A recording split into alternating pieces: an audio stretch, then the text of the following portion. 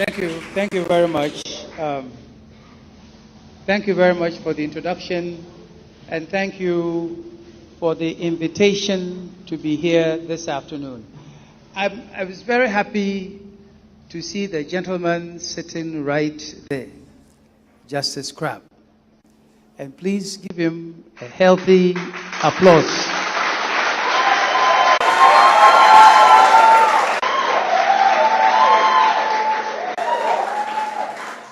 When you talk about public service, when you talk about serving your nation, he is one of the people we must celebrate, we must give thanks to, because he has done a lot for Ghana. It's very important.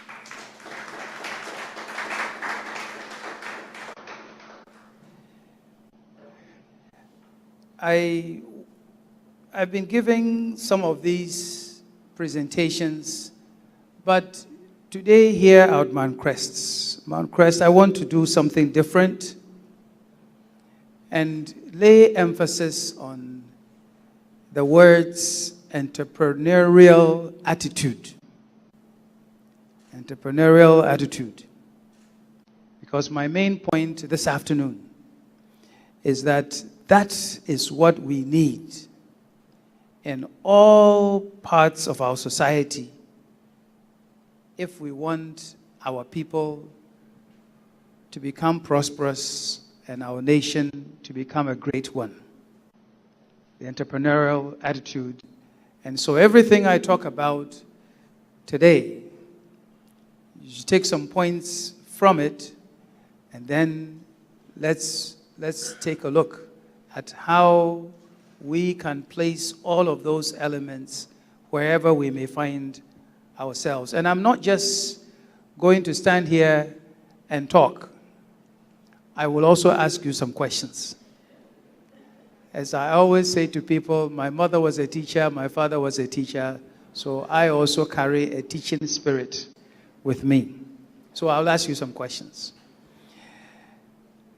We are going to begin with 1.5 videos. I want you to watch those videos, listen to the words, take a look at the images, and then the question I will ask you is, what did you take from the videos? So that's my first question. So if we can begin.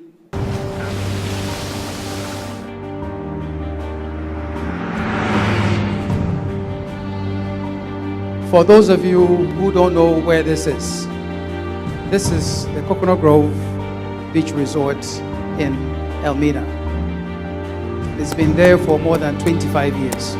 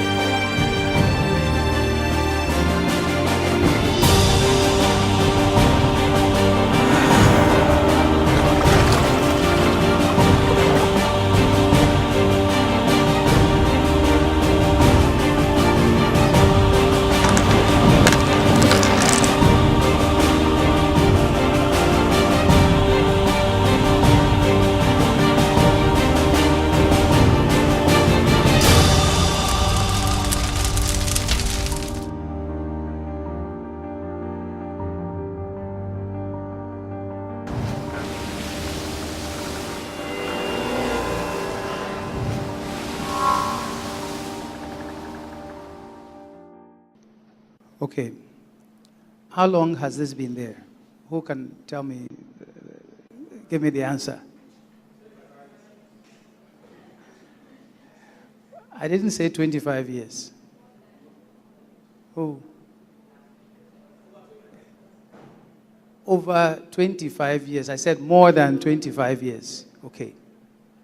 Where is this? In Elmina. And how long has all of this been together? Everything that you saw. Who knows? What do you think? Was it all built at once? No. What do you know it was started with?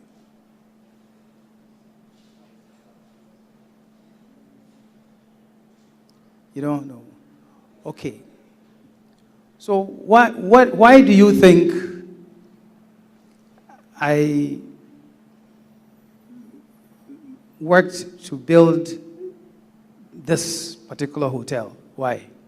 The main reason why we built it there is because I come from Elmina.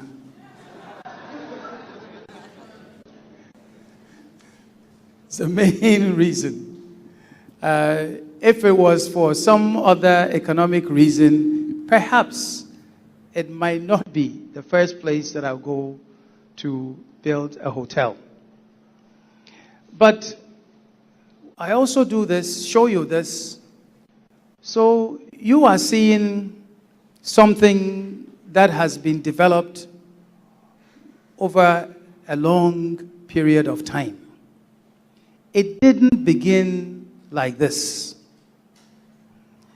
It began small. And it began not with going to a bank to go and get a loan. You should know, we tried it. We went to not just one bank, we went to banks. We even went to the IFC in Washington, D.C. with a plan. And they said no. And some said, it's too small. Others also said, it's too big. But the answer was no in any case. So we decided to get started with it, with what money we had.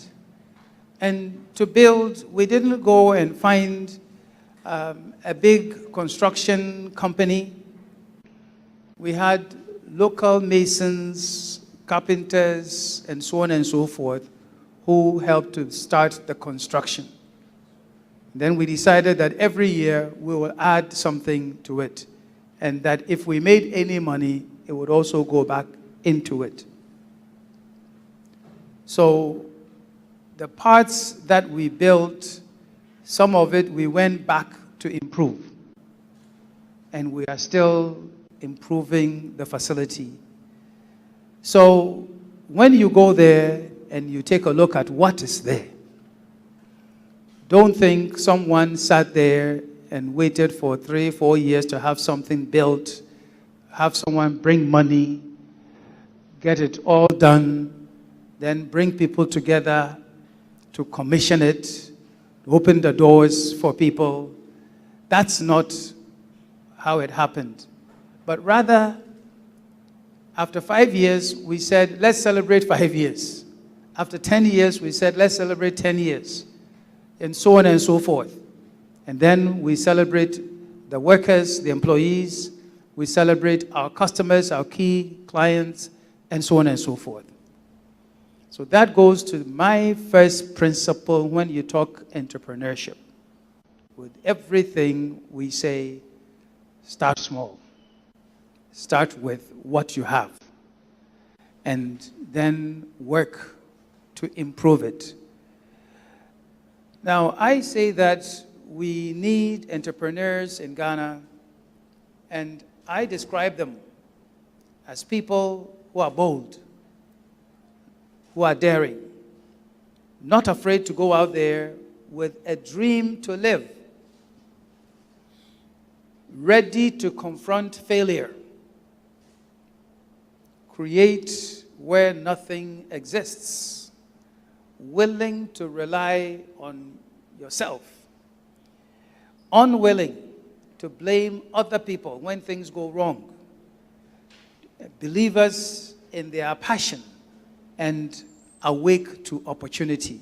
That's if you put them together, That's what I would describe entrepreneurship. But then, since we are in a school of learning, I want to go to some people who have written down their definition of entrepreneurship.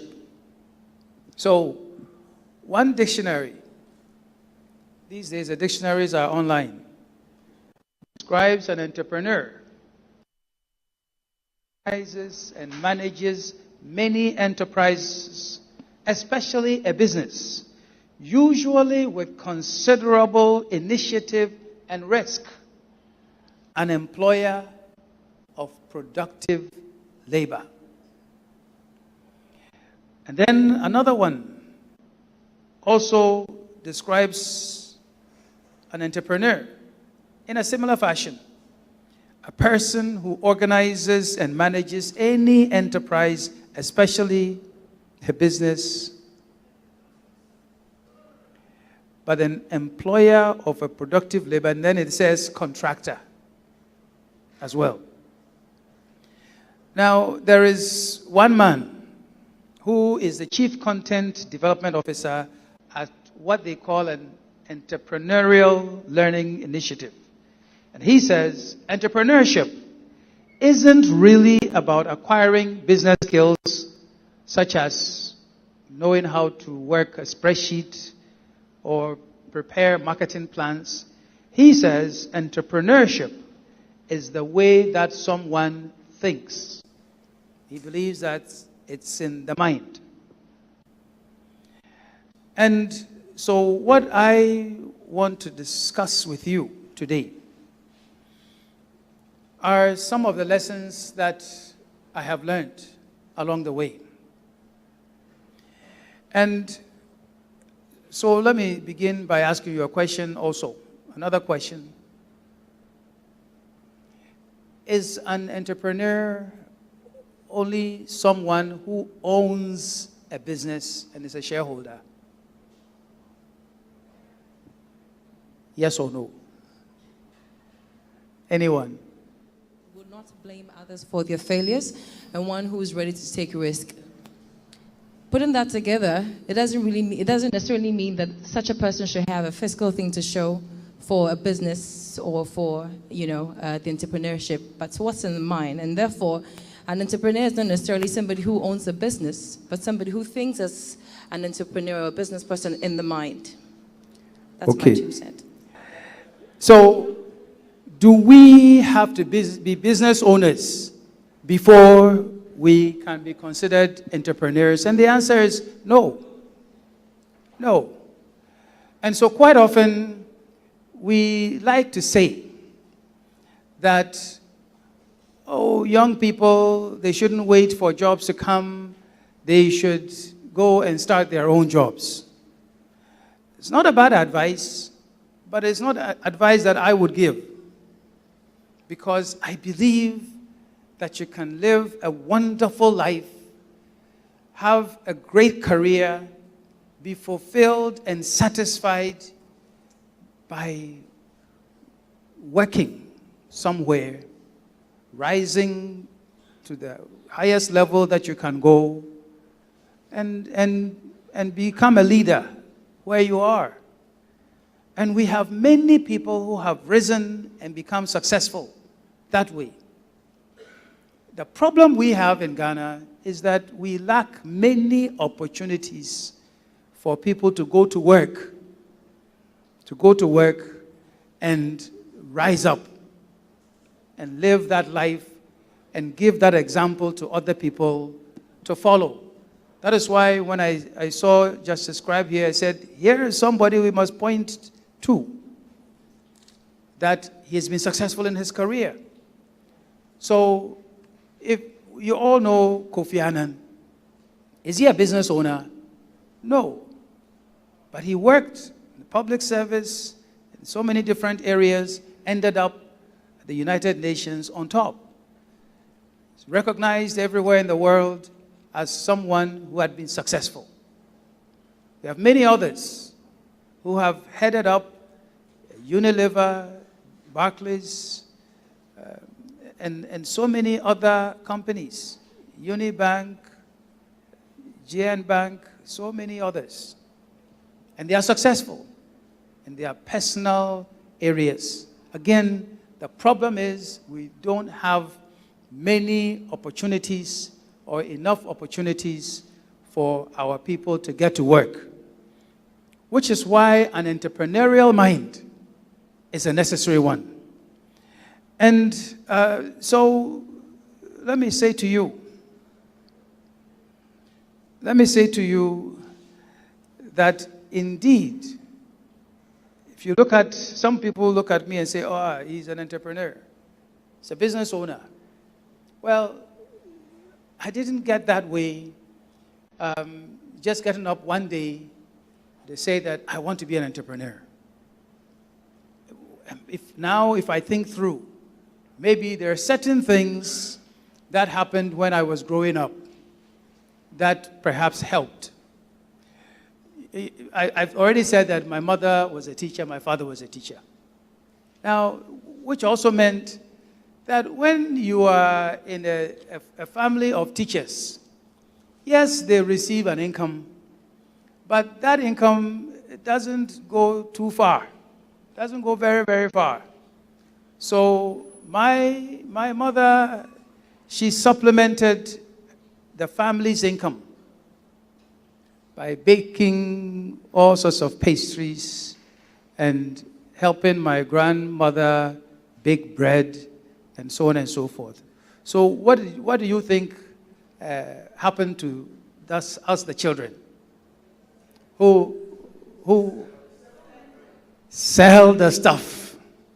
So imagine Papa Kwesi Nduom, the streets of Elmina, with bread on his head and selling bread. Isn't that a wonderful sight? Yes. So I did that. So once you go around town 1, 2 times, you're in the spirit. No one can tell you that selling something is something you must be embarrassed about, or something that you must go and learn in some classroom. That you know how to look at someone and look at them with an inviting eye so that they will buy your bread, even if they don't need it. So it also means that we had to help in mixing the dough, that we had to help in figuring out how to shape the dough. And we had to help to make sure that the oven was at the right temperature before you put the stuff in there. And then you also knew the people who always wanted fresh bread right out of the oven, so that you will run right straight to their houses and say, aha, pano show. And you knew that they would buy. So yes, so you learn, yeah, so there are some of those things that, now I can talk about, think about. But also, when I was at St. Augustine's, they had a talk shop, a school shop that was run by students. So it fell on me at one point that I managed the talk shop. So as a young boy at St. Augustine's, we learned to go to the manager of, at that time, the GNTC store at Cape Coast and tell him that the storekeeper has come. I need so many cartons of sardine, of corned beef, and milk, and so on and so forth. And they will give it to us on credit. We'll take it back to the school. Then there is a lady called Mrs. Brew. Mrs. Brew is the wife of Mr. Brew, who taught Fanti. People, some are teaching Latin, French, mathematics, whatever. He taught Fanti. What was interesting is at some point they decided everybody should learn Fanti in school. Come and see people displaying in class. So Mr. Brew, which some people call Major Brew, is his wife. We would also go to her, and she would give us the Bofrot, or Bef, as someone called it. And we'll also take it there, and we'll get Fanta and whatever else. And so that's what we will sell. We'll sell, make some money, go back and get fresh supply. So I did that. So maybe some of that contributed to what I have had to do. But my point to you is that wherever I worked, wherever I had the opportunity to work, I considered myself lucky that if I was serving as a parking lot attendant, if I was putting meat or helping to cut meat properly in a meat factory, or at Northwestern Mutual Life as a life insurance underwriter, I made sure that I would learn, consider myself lucky, and be the best over there. That is what I'm beginning to think through as the entrepreneurial attitude, that wherever you are bold enough, you are creative enough, you make it your own, you make it better, and you do well, so that that organization would become a successful one. Now, once you've learned to do that and to rely on your own talent and your own attitude, then you are on the way. That should you decide someday that this thing is what I must do myself, then you have prepared yourself. And so after going through a lot of different jobs, when I landed at Deloitte and Touche, I've said to many different people, even how I landed that job. And some of you have heard the story several times. You will know that I met the man who led me to the opportunity to be interviewed in the men's room. In the men's room. Now, I could have, when I met this gentleman, I could have said, oh, he's doing his business, let me also go and do my business, and when we're done, we all wash our hands and we go. But as he was washing his hands and I was washing mine, and we said hello, and we talked. And then he said, you sound like someone that this company would like to talk to. So he led me to go for the interviews. And this interview that led me to Deloitte and Touche. Now, if I had gone there, all shy, just concentrating on whatever I went there to do, and not wanting to talk to the human being who was there, would I have had the opportunity? No. Which also says, opportunity, it doesn't just come to you and say, I'm here. Here is opportunity. But you also don't know where it will show up. So wherever you are, you make sure that you are prepared. You are ready to welcome, embrace it, recognize what it is, and take advantage of it. And so, as we move along, my point is that when I got to Deloitte, now there are many people who join a firm like Deloitte. They could have joined PwC in the US, Ernst & Young, or whatever else. Many go there and they work for a year, 2 years, 3 years, and they look at what the partners do. They look at how they suffer, and they say, do I really want to go through this? Do I really want to be traveling constantly? Do I really want to be going to look for jobs, sell? Do I really want to have long nights, long days? So they drop out. But I saw the partners and what they did.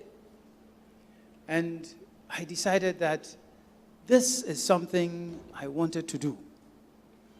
But by being diligent enough to sometimes carry the bags of the partners, sit there and talk to them. And when they say, let's prepare for a presentation tomorrow, we'll sit there, do the research, give them whatever it is that was needed, what did that do for me? What that did is that one of them decided that this young man is someone who is eager to learn, is willing to do all sorts of things. So eventually, yes, he will watch me do the preparation, prepare the slides, the presentation. Then when we get there, he will decide, but you know this topic, so you give the presentation. Now, by being the one making the presentation, answering the questions, then I was becoming stronger. So the path from where I started to become a partner did not become a long one. Okay? Did not become a long one. So what have I said to you? Anybody? What have I said to you? Basics, our lives, our families, trying hard and taking responsibility for whatever role we find ourselves in so we can excel. And in excelling in wherever we find ourselves, as we improve ourselves and put ourselves in proper positions to be entrepreneurial, indirectly be successful at whatever we do, then we can own ours. Okay, anybody else? What have I said? Anyone? Don't be shy to raise your hand and tell me what is on your mind. What did I say? There's a hand there somewhere over there. Yes. You said we should start small. Yes. I said, start small. Start small. With wherever you find yourself, with whatever you have, you start small, and then you grow it, you develop it. But let me also say, I will be going through a list of some of the lessons that I have learned. But before I do, there's something very important. Very, very important. Because I say to people that you must have your own personal driving force.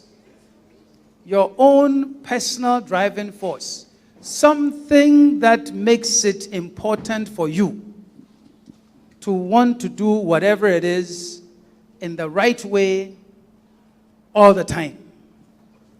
And for me, the personal driving forces, as I have said again and again and again, number one is discipline. Number two is faith. And faith I see as overriding. No matter what religious group you belong to, whether Buddhists, Christian, Muslim, faith. Faith is what tells you that this is right and that is wrong. And it emboldens you to do whatever it is that you need to do so that you don't mind anybody. And as I'm saying this, my father used to, one of the things I always remember about my father is, there will be some problem or some argument or something. You will see him saying, Jens Roshi. And I can imagine him saying it when he is himself is the one with the back on the ground. But he will have faith that he will deal with whoever it is and that person will lose. But faith is important. And then I say family values. Family values. When I say family values, I mean that your family is important enough for you to make sure that there is success within your family. If there isn't success in your family, it is difficult to go and find success outside. And when I say success outside, success that lasts, success that you will be comfortable with. There are some people who may be successful according to some definition.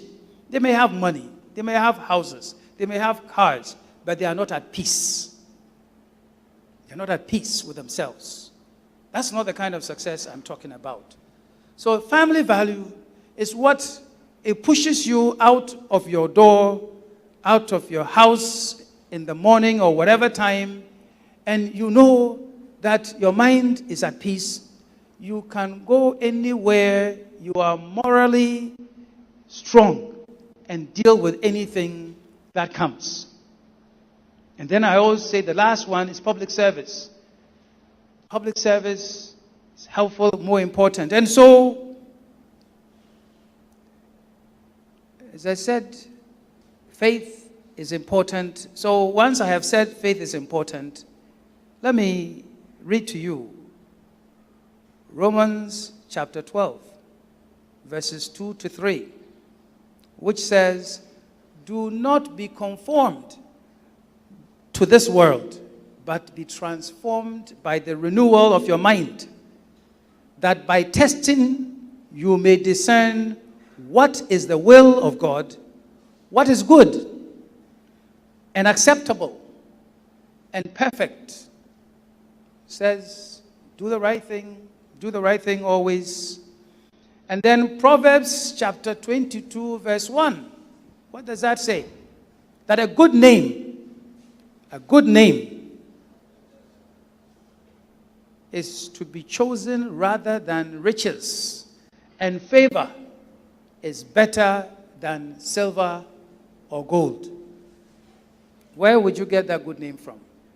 If you are driving through this university, you don't care whose toes you step on, you don't care where you get your answers from, you don't care if you cheat, or you're driving through any company, any organization, and you are just hurting people. Well, in the end, what name would you go with? It's a good name. It's important. And then, of course, Mark chapter 8, verse 36 says, "For what does it profit a man to gain the whole world and forfeit his soul?"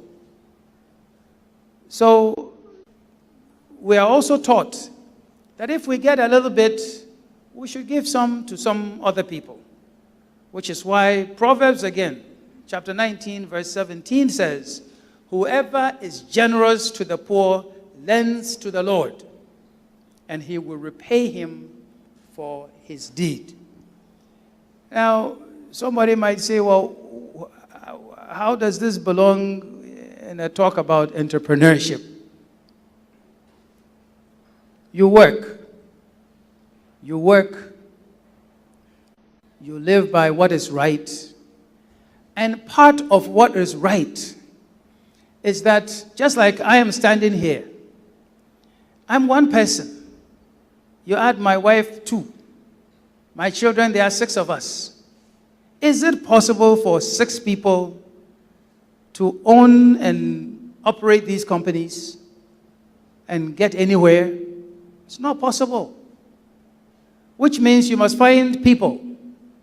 And when you find people, you must make the proper arrangements for them. Somebody does the wrong thing, yes, they must go. Somebody does the right thing, they must be rewarded.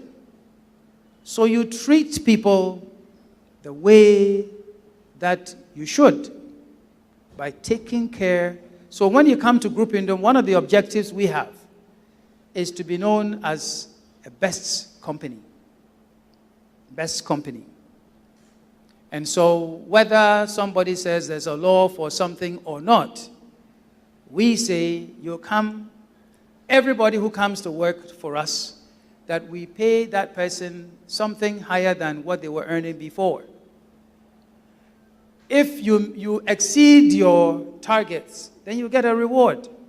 But of course, we also say that if you don't meet your targets, you owe us. It's difficult to collect what they owe. But then also, we say to people that you work for us, yes, there's NHIS, but we'll give you health insurance that the company pays for. We provide you with life insurance that the company pays for. That the pension program, we go to the maximum of what you can contribute in the 3rd tier. That the percentage you give, the money you put there, we match it 100%. So you can go home someday in peace. And so on and so forth. Some of those things we don't have to do. But it is necessary that an organization that wants to grow and be successful also treats the people well. So I will give you one story of one of our companies, and then I will just go through with you about 10 or so points of the things that I have learned that perhaps you use 3, 4, 5 of them might help you. And I want to refer to GN Bank. Now, some of you know GN Bank today as GN Bank.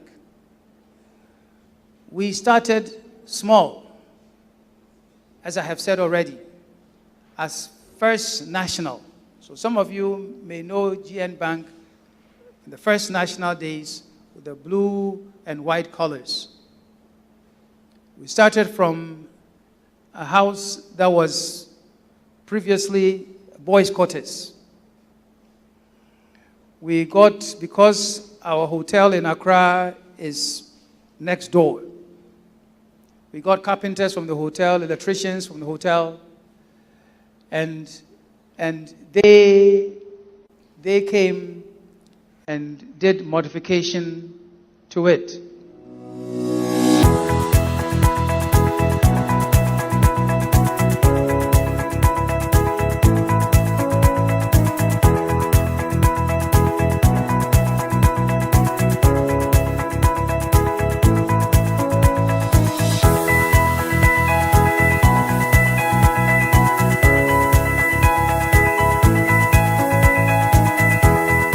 GN Bank started in 2006 as First National Savings and Loans with the sole objective of serving the needs of the ordinary person.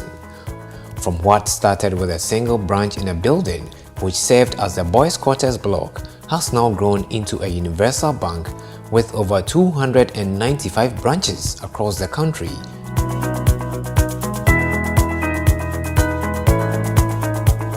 After barely 4 years in operation, First National Savings and Loans went nationwide with about 30 branches throughout the country. Within the 4-year period, First National managed to largely meet its target of covering many average Ghanaians within the lower income bracket, thus legitimizing the tag of being the People's Bank. In his quest to become a universal bank to meet the ever-growing needs of its clients, on Thursday, September 18, 2014, First National Bank became known as GN Bank. The name might have changed, yet the vision of GN Bank remained the same as that of First National. As a universal bank, GN Bank is going where other banks will not go, an evidence of staying true to its determination to be the People's Bank. GN Bank, the People's Bank.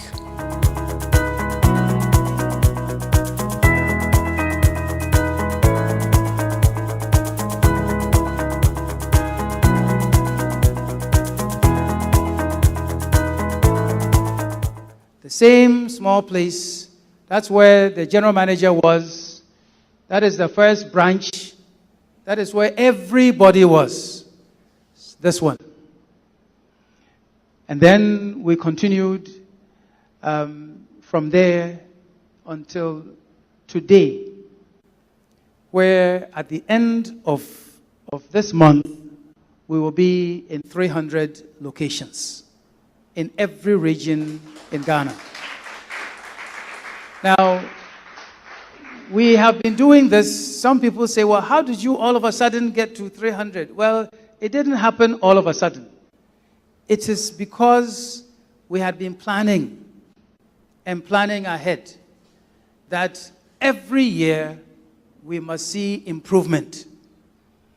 And that, again, every money that we make should go into enhancing the services and the products that I provided. And as I always tell the story, it even took us 9 years to get the license to begin First National with. 9 years. Every year, preparing a fresh application. They will ask you, go and bring this, we'll go and bring it. Do this, we'll do that. Keep spending money, but we were focused that we wanted that license to carry on a business that we wanted to do. And so we kept that dream alive until we were able to become GN Bank, which is where we are today. And we also have said we don't stop. You continue to innovate and bring in new things. And so, banking, yes, we have the physical locations everywhere. But a lot of banking is also becoming digital. So, the newest thing that we've introduced is the GN mobile money. Okay, but we said we can't just introduce mobile money like any other mobile money. That will provide a mobile money product that can go on any telephone company's platform. So, as today, an MTN will send money to an MTN, a Vodafone will send money to a Vodafone line, but GN Money will send money to any of those platforms and links to your bank account, and you can do so many other things. And we are looking to do more things. So before the end of the year, we will go back, think through it, so that we can now do more things. Hopefully you can send money from Ghana to the UK, to Liberia, to anywhere. You can use it to buy anything anywhere in Ghana and do all sorts of things with it. Because you stand still, you have competitors. So we can't say we have arrived and so we go to sleep. Can't do that.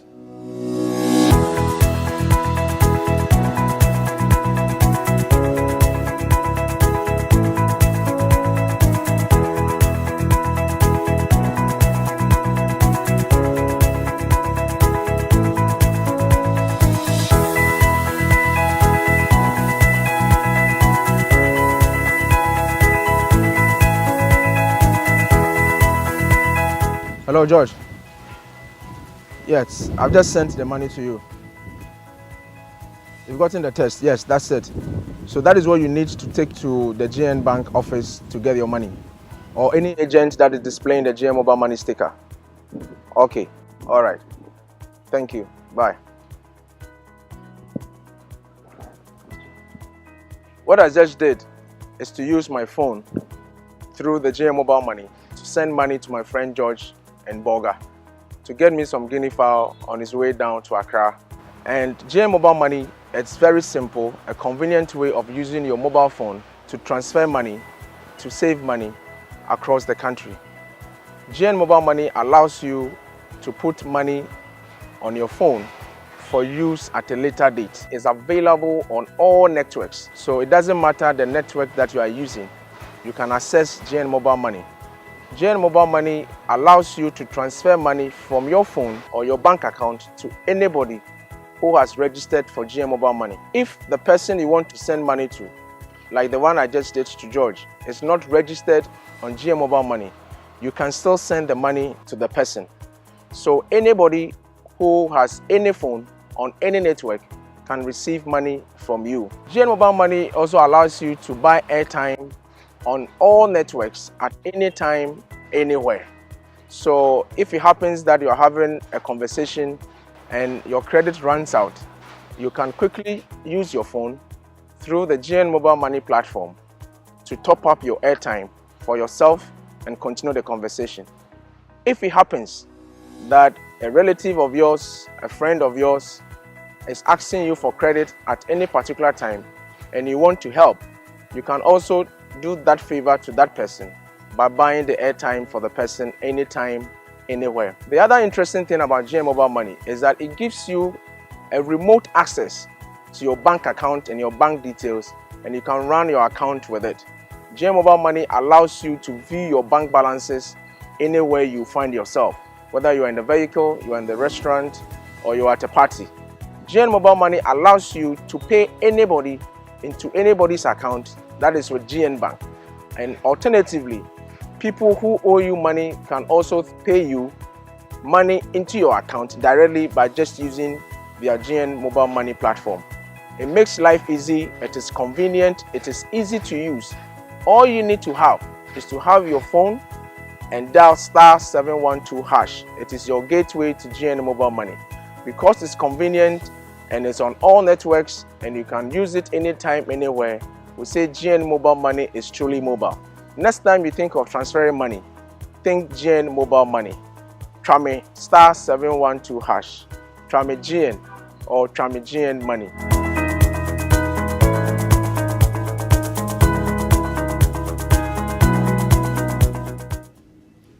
So all that this is saying is something you are going to see, I hope, some more out there. Basically, it says *712#, and you can be on GN Mobile Money. So let's end it there. And I want to now go through with you. What are some of the things that I have learned that might be of some use to you? Okay. So number one, I say that whatever it is that you want to start, that you want to do, it must be done with a high sense of urgency. That this is something I must do now. But it's not something that I will wait till tomorrow to do what I know needs to be done today. So a high sense of urgency is paramount, important. Number two, shortcuts. Shortcuts. I say shortcuts don't last. And if it looks like it is too easy, yes, it is too easy. Money that comes your way very easily, you haven't worked for it, well, it is not wonderful money. It is money that can come back and haunt you someday. So you do what you must. Whether it's tough, hard, whatever it is, that's what you must do. And the day does not end until the work is done and accounted for. Somebody might say, well, how does that have to do with entrepreneurship? If you go and open a store somewhere or a tabletop, and at the end of the day, you just put everything that you have there in a box. Whatever money it is, you put it in your pocket and you go home. And then you come back tomorrow and you just put everything there. Have you done something good for yourself? Have you? No. You must count everything that is left. Compare it to what you started off with. Take a look at the money that you have and make sure that nothing is missing. If there is something wrong, do you just go home and sleep? No. You take a look at it to find what is missing and why. So you don't come back tomorrow and repeat the same mistake. Number 4, I say watch your successful seniors and learn their good habits, not the bad ones, and attitudes, and emulate them. Because everywhere you go, there's somebody who has traveled along that path. They may not be doing exactly the same thing. Yours might be with better technology, but somebody might have traveled that road, and it's important to try to understand, know what is it that they have done. That is why in Ghana it is so bad that we don't have entrepreneurs whose businesses have lasted more than 50 years. You go around, do your research. Which Ghanaian-owned businesses, how many of them have lasted more than 50 years and can be considered a success today? When you don't have those examples, it makes the younger people think that no one has done anything that is difficult or lasting or worthy of emulation. And then I say, a good career requires good health. good health. What does that have to do about being an entrepreneur? But if you start something at age 30 and at age 32, your health is all gone. You can't walk, you can't talk, you can't do anything. Is the business going to carry on and become successful? No. So, as you are working, you must also find time to take care of your health. And even though this is not a health lecture, I will tell you every year, go and stand before some doctor, let them take a look at you and tell you what is right, what is wrong, so you can take care of what is wrong. All of you, you want to become like the gentleman sitting here. Yes. You can't get there if you don't have good health. And I one of the other things that I'm happy when I see people like him is I say, I want to be like him. I want to grow as old as he is, so I can experience everything that needs to be experienced before you go. So, good health is important. And all work and no play does not produce consistently good results.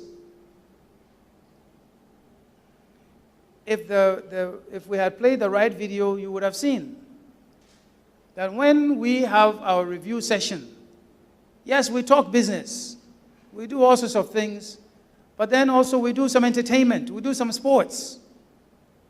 Some people do some singing, some people do some dancing. So you must take time and celebrate whatever it is, whether it's just because we are 1 year or 5 years or whatever, or because we sold so many more of our whatever it is that we are selling than before. So you must do that. And then discipline is everything. Discipline is everything. The way you dress, the way you talk, the way you relate to other people. And when I say the way you talk, we all must learn how it is and what it is to talk to people. To talk to people. And there are some people, I every now and then, I see they've written something. And when I see what they have written, I just say at the back of my mind there, brofu orukun obi. Because someone, they have used a certain word. I know they don't mean to use that word, but that is the only one that has come to mind. And they have written it down. And I say, if somebody reads this, that person is going to be offended. So there's a discipline of reviewing what you have written and making sure that the words have the kind of meaning that you really want before you send it on. But the discipline in everything, it includes protecting the company you work for's assets. Because if you don't protect or learn how to protect the company that pays you's assets, what do you think is going to happen when you own your own company? What you have learned is, Ekua is coming. Oh, Ekua, take this one. Kweku is here. Oh, Kweku, this thing is good. You can have it. Well, when you own your own company, you will also be dashing them left and right. And before you know it, there's nothing there. Somebody might say, oh, he's a good man or a good woman. But in the end, you will become a poor man or a poor woman because you haven't protected your assets. And every time I say this, some people misinterpret this. I say, pay the government, but stay away from government. Pay your taxes, pay whatever fees are required. Give the government its due. But don't rely on government for the success of your business. Now, I say that also knowing where we are. Ghana is where we are. And what happens in Ghana, the reality, when NDC comes to power, you see some people's businesses rise. So they say, now you see the NDC people. Okay. Then the other people come. And MPP is in power. And you see that some other people's businesses have risen. But what is of interest is that those who want their business to rise are very, very, very insistent that somebody else's business must go down.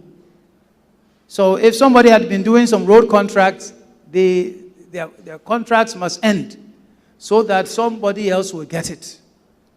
So imagine if your business is based on government paying you for something, what would happen? Feasts, famine, or if you are in the middle like some of us, then what do? So I say to you, rely on the market. Rely on the market. And let the market decide whether your goods or services are good enough or not. If every now and then government buys something that you have, fine. But don't rely on government and go and fight, sometimes by fighting the wrong way, to pull somebody down so that you can get an opportunity. That, I say, don't do it. You cannot be a long-lasting entrepreneur that way. And then failures, you've heard about failures. Well, failures happen. They happen.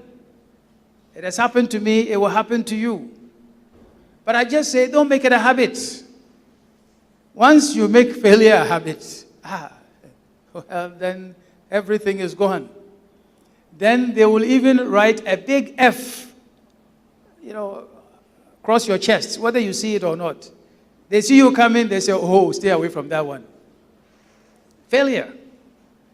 You learn from it, but if you don't learn from it, it becomes a habit. And a habit, it tends to follow you. And as people say, success, it breeds success. Many people, they like success. It's just as many people also, they hate failure. So those who look successful, many people want to welcome. And so some people ask us, well, how is it that we get into some of these business lines? Well, reputation. Reputation. Once you get a certain reputation, opportunities, they find their ways to you in ways that sometimes you can't even imagine.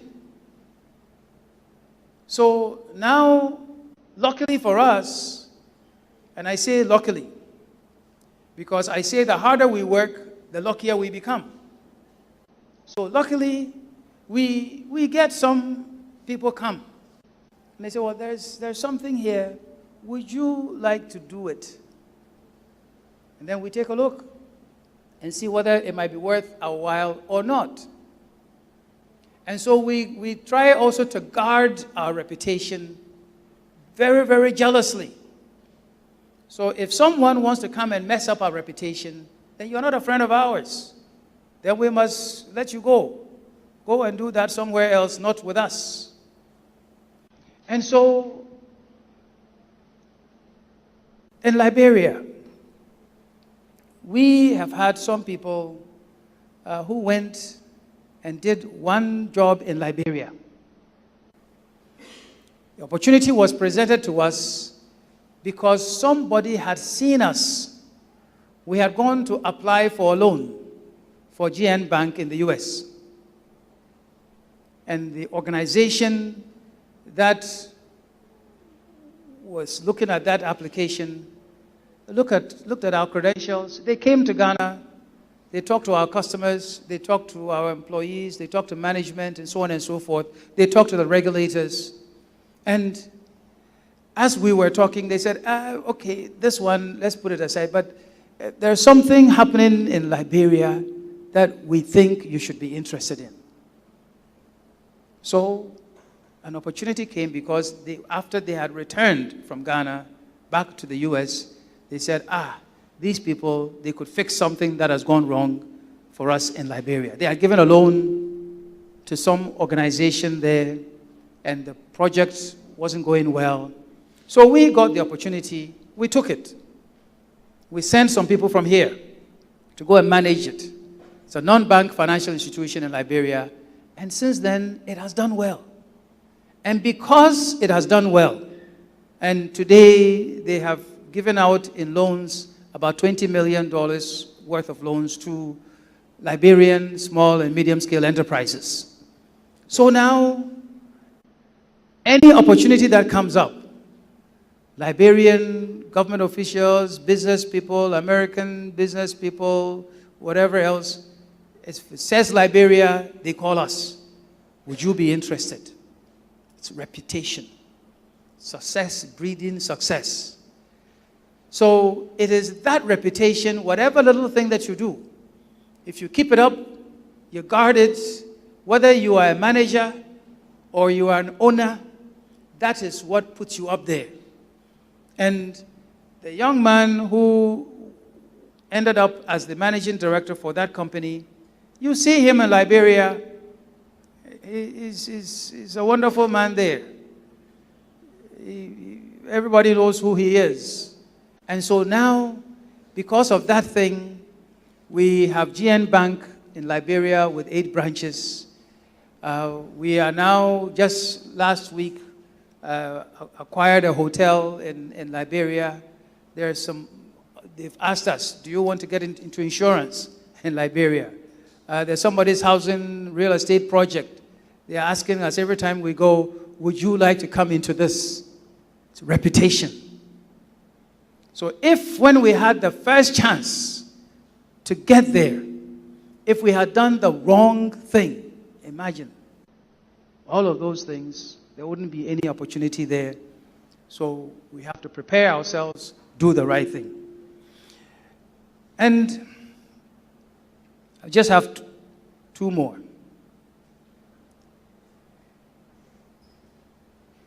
I have said consistency, persistence. GN Bank or First National took us 9 years to get our license. But we kept on pursuing it. Coconut Grove, we went around and around and around and around. We persisted, and we got started. So, persistence and keeping your dream alive and bidding your time. When I say bidding your time, it's not that you go to sleep, but to keep preparing,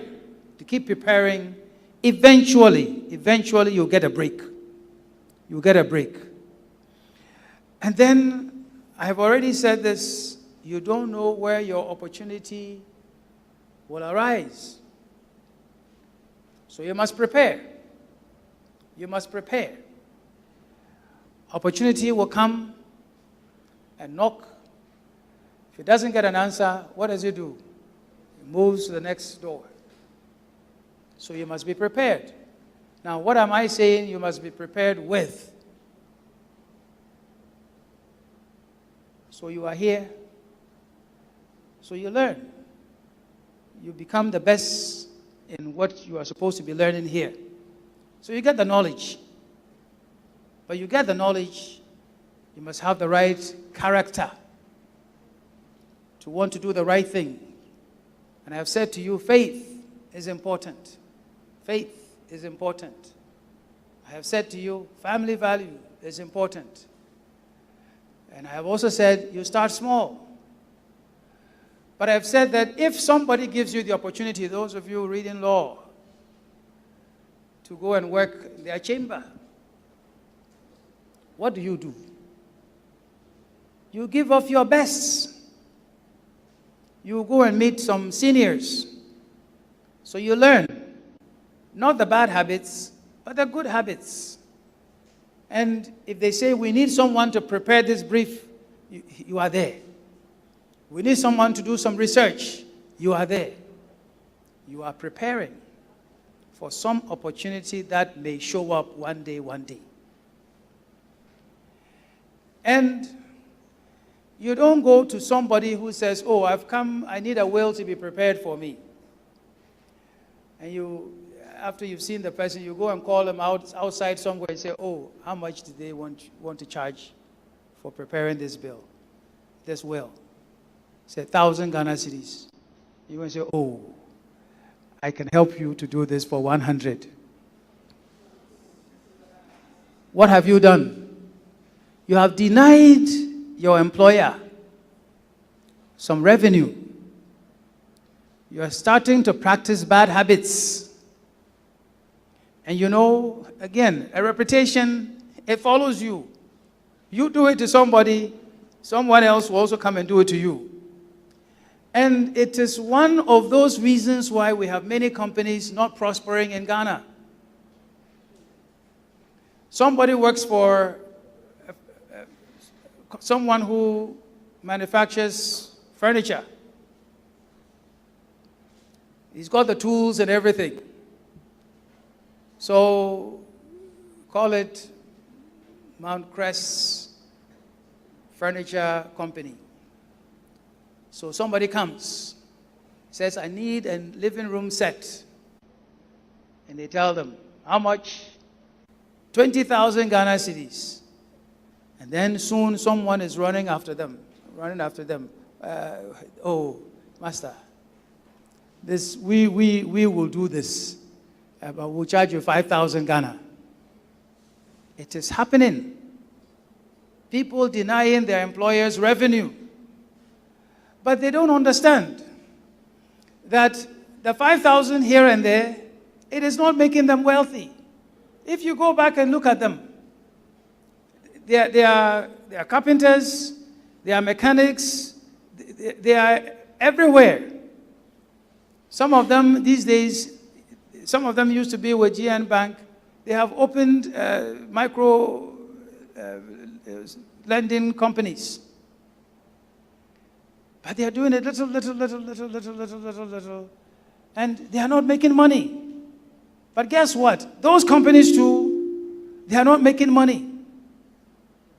So we are ending up preventing ourselves as a nation from developing big, successful companies that would give employment to many people and pay them well. So I'm saying, don't do it to somebody. You learn a bad habit and it will follow you. Which is also my cue to say to you what my grandmother said, which I also always pass on.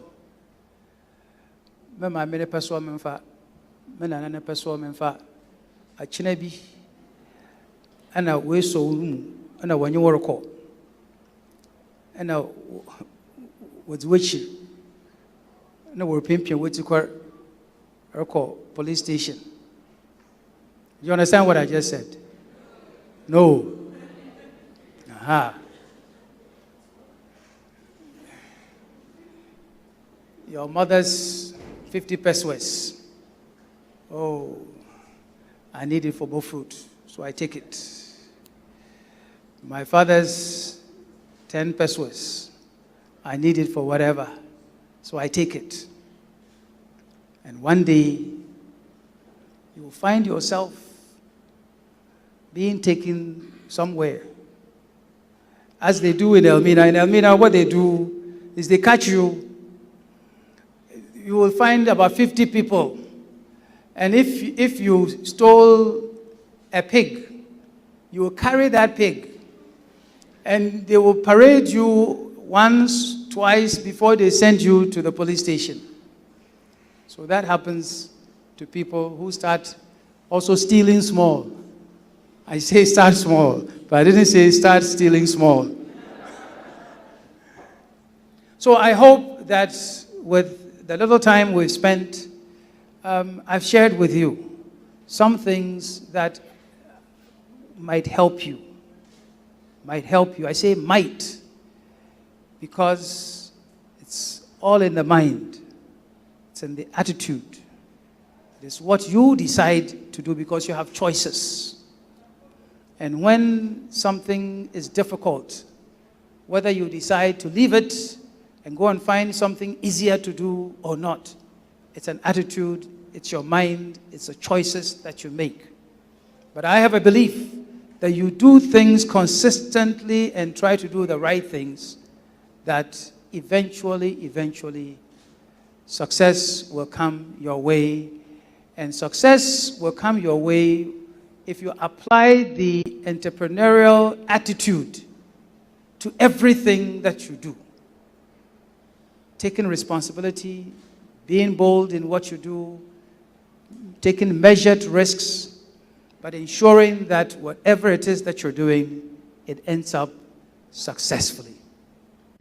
And then wherever you go, someone will say, here's a successful man, here's a successful woman. And in the end, you'll end up having a good name. Because that is what happens, a good name. Somebody may end up owning $100 billion empire. But everybody will know that, it's a bad woman. Destroyed other people to get there. Someone may become the biggest pastor somewhere. And yet, in the end, they might say, oh, that man. Someone may become president. But when they leave, you will hear what people will say about them and their tenure. Or someone will be the leader in an organization, a company, public service organization, whatever. When they are on top, and there everybody will come, oh, yes, sir, oh, yes, madam, and so on and so forth. The day they leave, you will start hearing, oh, it was like this, it was like that. It's all about a good name. And so you want to be a successful entrepreneur, a successful business person, a successful lawyer, a successful whatever. You start practicing from where you are, doing the right things, taking care of your faith, and the end will be well for you. So, as I see all of you sitting here, Justice Crabb, he is where I want to be. I am only 64. And 64, I want to get there. Whether I get there or not, what I want, which is what you should want, is to have people look at you one day and say that she was a good woman, or he was a good man. That's what we should all want. So I want you all to be successful. So successful that in the end, they will look at you and say, you were a good person. So thank you very much for listening. And if